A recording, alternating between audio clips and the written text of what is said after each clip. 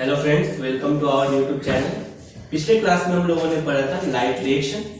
Light reaction के लिए दो मेन साइकिल चला था, दो प्रोसेस हुआ था जिसको बोलते थे cyclic photophosphorylation and non cyclic photophosphorylation.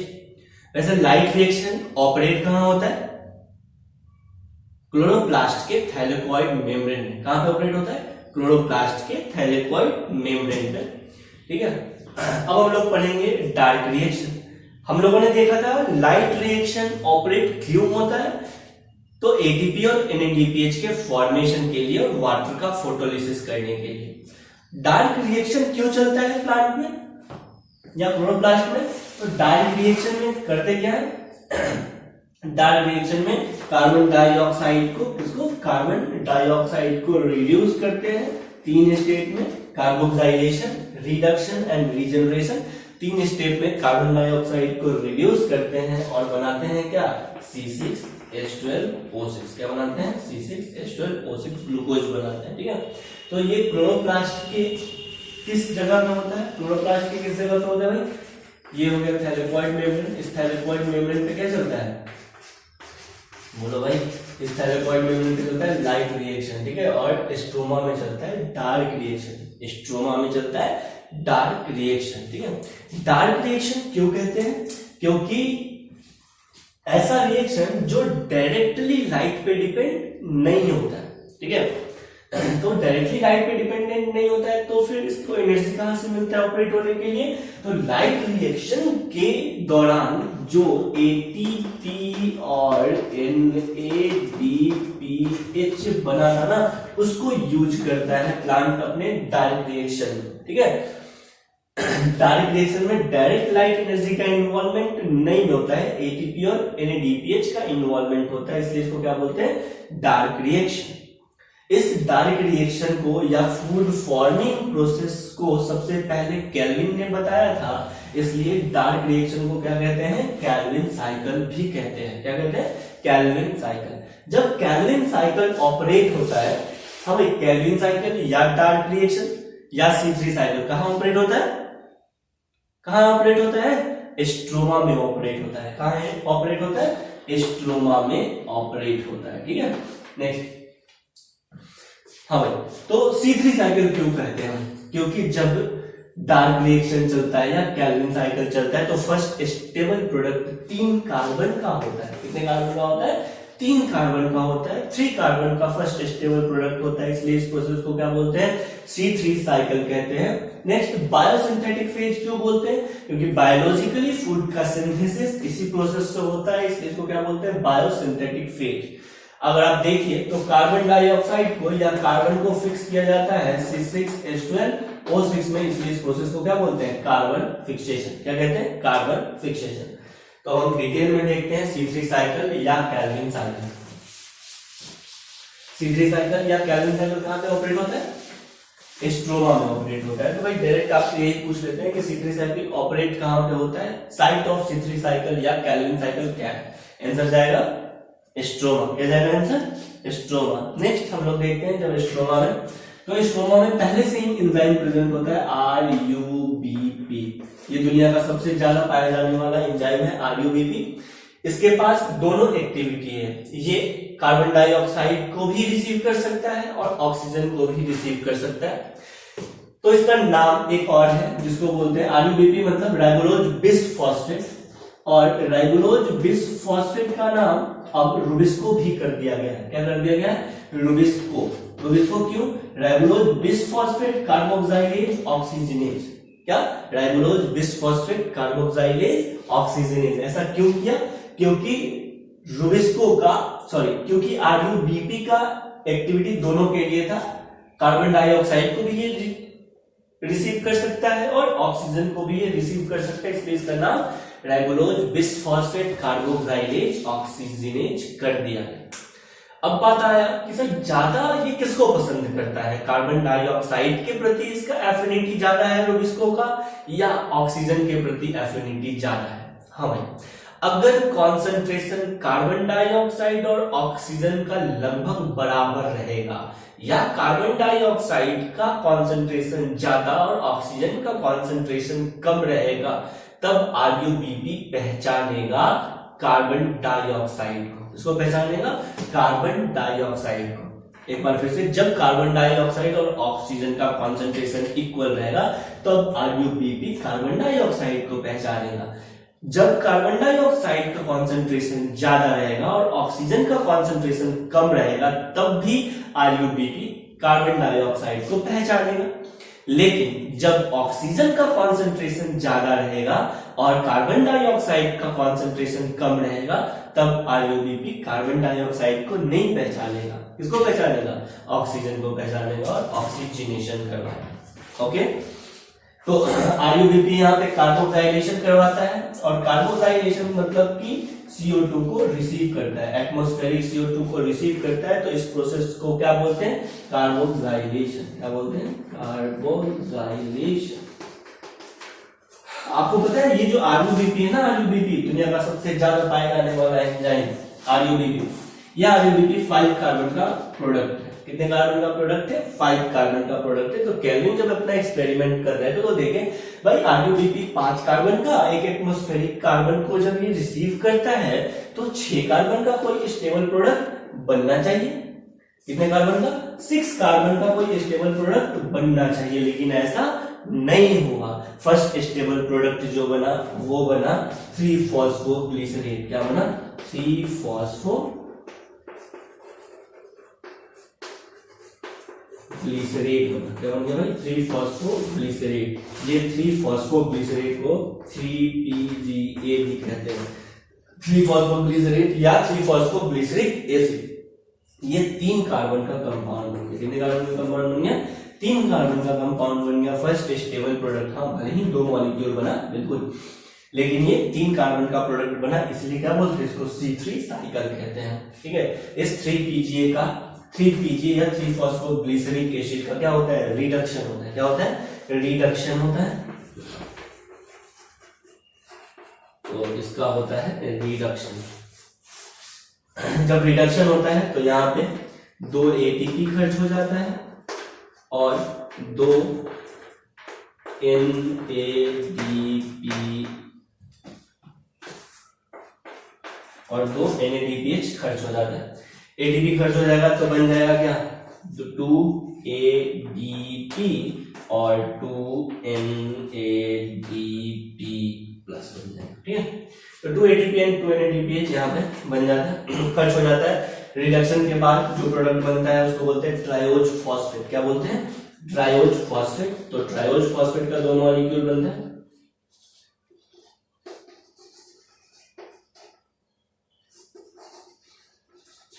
Triose phosphate के कुछ मॉलिक्यूल ग्लूकोज या फूड को बनाने में चले जाएंगे, ग्लूकोज फॉर्मेशन या फूड फॉर्मेशन में चला जाएगा, और कुछ ट्रायोज फॉस्फेट के मॉलिक्यूल या एक ट्रायोज फॉस्फेट का मॉलिक्यूल ग्लूकोज या फूड बनाने में चला गया, एक ट्रायोज फॉस्फेट का मॉलिक्यूल रीजनरेशन में चला गया, आरयूबीपी के रीजनरेशन में चला गया। जब ये आरयूबीपी के रीजनरेशन में जाता है ना, ट्रायोज फॉस्फेट आरयूबीपी के रीजनरेशन में जाता है तो यहाँ पे एक एटीपी खर्च करना पड़ता है और बन जाता है एटीपी से एडीपी। क्या हो जाता है? एटीपी से क्या बन जाता है? एडीपी, और रीजनरेशन हो जाता है किसका? आरयूबीपी का रीजनरेशन होता है। फिर से वही कहानी, आरयूबीपी कार्बन डाइऑक्साइड को आरयूबीपी कार्बन डाइऑक्साइड को रिसीव करेगा, कार्बोक्साइलेशन कहलाएगा। क्या कहलाएगा? कार्बोक्साइलेशन कहलाएगा। C3 साइकिल का पहला स्टेप कार्बोक्साइलेशन होगा। फर्स्ट स्टेबल प्रोडक्ट बनेगा क्या? 3PGA या 3-फॉस्फोग्लिसरिक एसिड। 3-फॉस्फोग्लिसरिक एसिड का रिडक्शन होगा जिसमें 2 ATP और 2 NADPH खर्च किया जाएगा। इस प्रोसेस को बोलते हैं रिडक्शन। तो दूसरा स्टेप होता है केल्विन साइकिल में क्या? रिडक्शन। रिडक्शन किया जाएगा और बन जाएगा ट्रायोज फॉस्फेट। क्या बन जाएगा?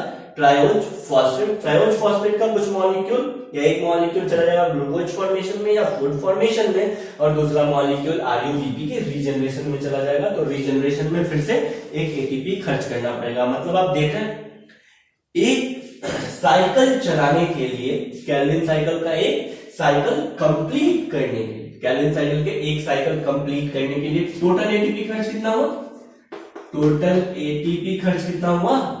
एक साइकिल में 2 ATP यहां खर्च हुआ और 1 ATP यहां खर्च हुआ। यानी 3 एटीपी खर्च हुआ। कितना एटीपी खर्च हुआ? 3 एटीपी खर्च हुआ। और एनएडीपीएच खर्च कितना हुआ? 2 एनएडीपीएच खर्च हुआ। कितना है? 2 एनएडीपीएच खर्च हुआ। अब बताओ भाई, एक CO2 को रिड्यूस करने में 3 एटीपी एंड 2 एनएडीपीएच खर्च होता है। तो ऐसा करके 6 कार्बन मॉलिक्यूल जाएगा। जब 6 कार्बन मॉलिक्यूल देखो ना, 6CO2 को जब रिड्यूस करेंगे तब ना C6H12O6 बनेगा। यानी एक कार्बन डाइऑक्साइड को रिड्यूस करने के लिए कितना एटीपी का खर्च करना पड़ता है? 3 एटीपी और 2 एनएडीपीएच खर्च करना पड़ता है। तो ये साइकिल 6 बार चलेगा, तब तो 6 कार्बन का मॉलिक्यूल बनेगा ग्लूकोज। तो 6 बार चलाने के लिए कितना एटीपी? तो 6 से गुना कर देंगे। कितना एटीपी, कितना एनएडीपीएच, तभी 6 से गुना कर देंगे। तो टोटल एटीपी कितना खर्च हुआ एक केल्विन साइकिल चलाने के लिए? 18, मतलब 18। और टोटल एनएडीपीएच खर्च कितना हुआ? 12। कितना हो गया भाई? 12। तो एक ग्लूकोज मॉलिक्यूल बनाने के लिए टोटल नंबर ऑफ एटीपी कितना खर्च हुआ आपसे पूछा जाएगा। आंसर क्या जाएगा? 18। एक ग्लूकोज मॉलिक्यूल बनाने के लिए टोटल नंबर ऑफ एनएडीपीएच कितना खर्च हुआ? 12। एक एटीपी बनाने के लिए एसिमिलेटरी पावर कितना लगा? तो 12 एनएडीपीएच एंड 18 एटीपी खर्च हुआ। ठीक है ना? इस तरह से एक केल्विन साइकिल को चलाने के लिए, एक CO2 को रिड्यूस करने के लिए कितना एटीपी का खर्च हुआ? आंसर जाएगा 3 एटीपी। एक बार केल्विन साइकिल ऑपरेट करने के लिए कितना एनएडीपीएच खर्च हुआ? आंसर जाएगा 2 एनएडीपीएच। ठीक है? इस तरह से क्वेश्चन आपसे पूछा जाएगा, आप कर लीजिएगा। ये चलता कहां पे है? डार्क रिएक्शन कहां चलता है? स्ट्रोमा में। कहां पे चलता है? स्ट्रोमा में चलता है। डार्क रिएक्शन में कितने, या केल्विन साइकिल या C3 साइकिल में कितने स्टेप होते हैं? 3 स्टेप होते हैं। पहला कार्बोक्सिलेशन, दूसरा रिडक्शन और तीसरा रीजनरेशन। रिडक्शन में क्या होता है भाई? रिडक्शन में क्या होता है? 3-PGA को रिड्यूस किया जाता है और बनाया जाता है ट्राइओज फॉस्फेट। क्या होता है? 3-PGA को रिड्यूस करते हैं और बनाते हैं ट्राइओज फॉस्फेट। रिडक्शन में एटीपी का इन्वेस्टमेंट होता है और एनएडीपीएच का इन्वेस्टमेंट होता है। रीजनरेशन में क्या होता है? तो आरयूबीपी का फॉर्मेशन होता है और एक एटीपी का इन्वेस्टमेंट होता है। कार्बोक्सिलेशन में क्या होता है? तो आरयूबीपी CO2 या एटमॉस्फेरिक CO2 को क्या करता है? रिसीव करता है। तो इस प्रोसेस को क्या बोलते हैं? कार्बोक्सिलेशन। C3 साइकिल में फर्स्ट स्टेबल प्रोडक्ट कितने कार्बन का होता है? आंसर जाएगा 3 कार्बन का होता है। C3 साइकिल में फर्स्ट स्टेबल प्रोडक्ट क्या बनता है? आंसर जाएगा 3-PGA बनता है। क्या बनता है? 3-PGA बनता है या 3-फॉस्फोग्लिसरिक एसिड बनता है। अब हम पढ़ेंगे डार्क रिएक्शन तो हो गया। अब हम पढ़ेंगे C2 साइकिल। क्या पढ़ेंगे? C2 साइकिल के पहले एक बार इसको और कुछ रिवाइज करना है। ये एटीपी का नंबर याद रखना भाई। C3 साइकिल चलने के लिए कितना एटीपी? 18 एटीपी। कितना एनएडीपीएच? 12 एनएडीपीएच। ठीक है? केल्विन साइकिल चलने के लिए टोटल केल्विन साइकिल अगर 6 बार चलेगा ना, तो एक ग्लूकोज मॉलिक्यूल का फॉर्मेशन होगा और उसके लिए 18 एटीपी खर्च करना पड़ेगा और 12 एनएडीपीएच खर्च करना पड़ेगा। अगर एक बार केल्विन साइकिल चलेगा तो कितना एटीपी का इन्वेस्टमेंट होगा? 3 एटीपी का इन्वेस्टमेंट होगा। कितना एनएडीपीएच का इन्वेस्टमेंट होगा? 2 एनएडीपीएच का इन्वेस्टमेंट होगा। नाउ नेक्स्ट अब हम लोग पढ़ेंगे C2 साइकिल। क्या पढ़ेंगे? C2 cycle.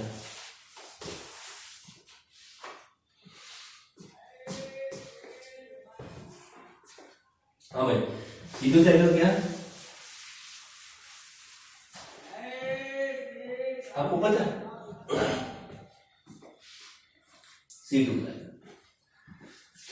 C2 साइकिल मतलब फर्स्ट स्टेबल प्रोडक्ट 2 कार्बन का, जो जिसको ग्लाइकोलेट बोलते हैं।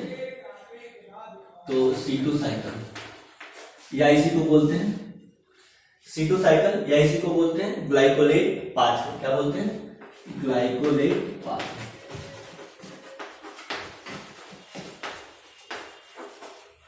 या इसी को बोलते हैं फोटो रेस्पिरेशन। क्या बोलते हैं इसको? Photo respiration.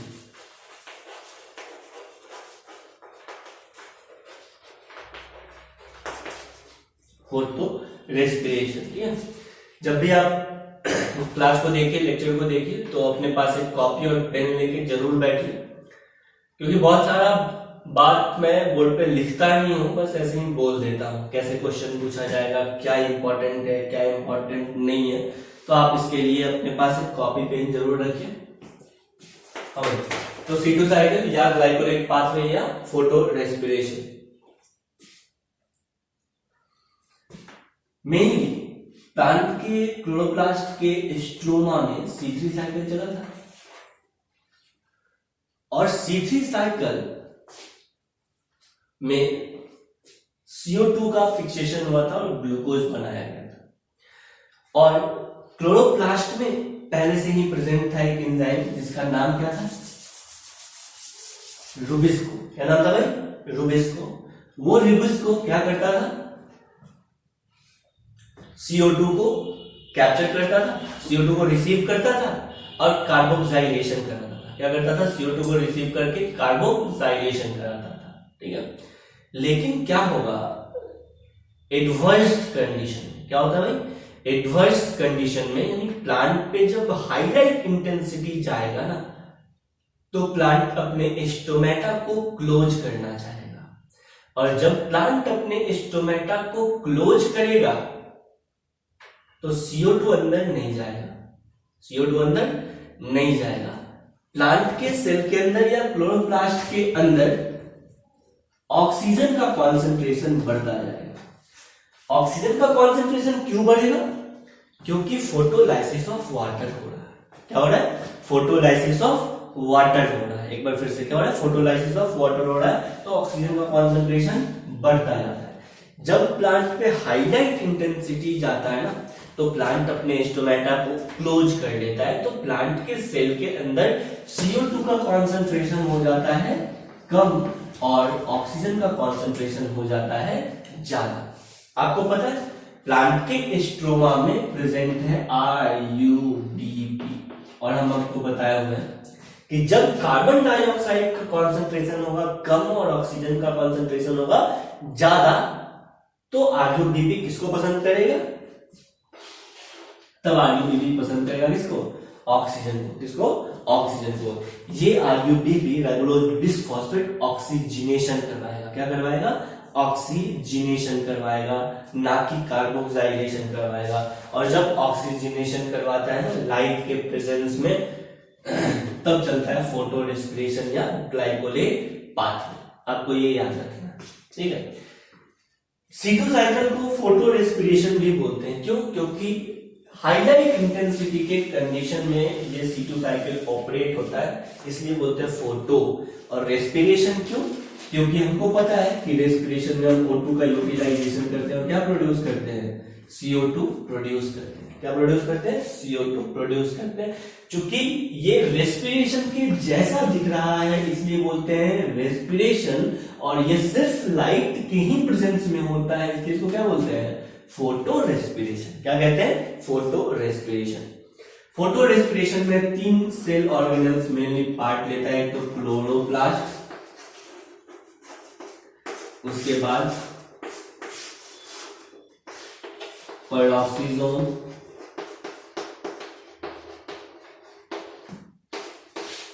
इसके बाद माइटोकॉन्ड्रिया,